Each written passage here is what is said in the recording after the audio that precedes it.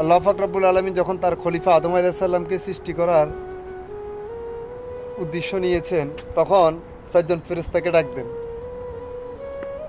হযরত জিবরাইল আলাইহিস সালামকে বলল যে তুমি দুনিয়া থেকে মাটি নিয়ে আসো, আমি ওই মুষ্টি মাটি দ্বারা আমি আমার খলিফা আদমকে আমি সৃষ্টি করব।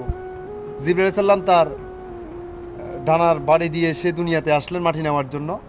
মাটি বলল যে আমি তোমাকে আল্লাহর কসম দিয়ে বললাম তুমি আমার থেকে মাটি নিবে না। তো জিবরাইল আলাইহিস সালাম আবার আল্লাহর কাছে ফিরে যান। পর আল্লাহ বলল যে তুমি মাটি নিয়ে কেন আসলে না? তখন বললো যে আল্লাহ আপনি আমাকে মাটি নিয়ে আসার জন্য যখন পাঠাইছেন, ওই মাটি আপনার কসম দিয়েছে মাটি না নেওয়ার জন্য।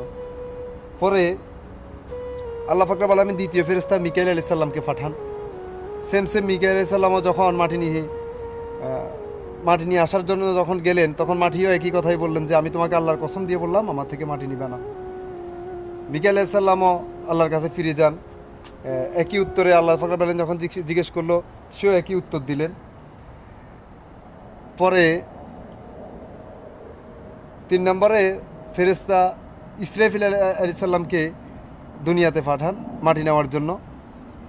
উনিও একই কথাই আল্লাহকে গিয়ে বললেন। পরে আল্লাহ পাক রব্বুল আলামিন 4 নম্বরে মালাকুল মউত যিনি আজরাইল আলাইহিস সালাম, পরে আজরাইল আলাইহিস সালামকে দুনিয়াতে পাঠান।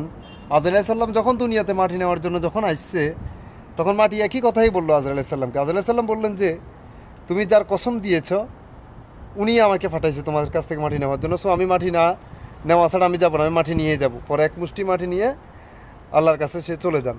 পরে আল্লাহ পাক রব্বুল আলামিন আজরাইল আলাইহিস সালামের হাতে মাটি দেখে অনেক খুশি হলেন, সন্তুষ্ট হলেন।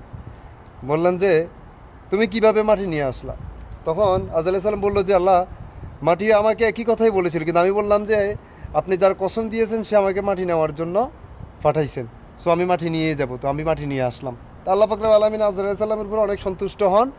সন্তুষ্ট বললো যে এই এক মুষ্টি মাটি দ্বারা আমি যতগুলো আদম সন্তান আমার খলিফা আমি সৃষ্টি করব, সবগুলো জান তুমি কবজ করবা।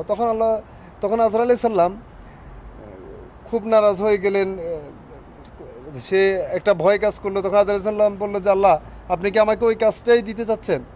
কারো বাবার পান নিয়ে যাব, কারো মার পান নিয়ে যাব, কারো ছেলে সন্তানের পান নিয়ে যাব, তো সবাই তো আমাকে অভিশাপ দিবে। তখন আল্লাহ পাক রব্বুল আলামিন আজরাইল সাল্লামকে বললো যে আজরাইল তুমি টেনশন করো না, আমি একটা উসুল্লা দিয়ে আমি তাদের জান কবজ করার জন্য তোমাকে পাঠাবো। তখন এই আজরাইল সাল্লামের উপরে সন্তুষ্ট হয়ে আল্লাহ পাক রব্বুল আলামিন এই দায়িত্বটা আজরাইল সাল্লামকে দেয়।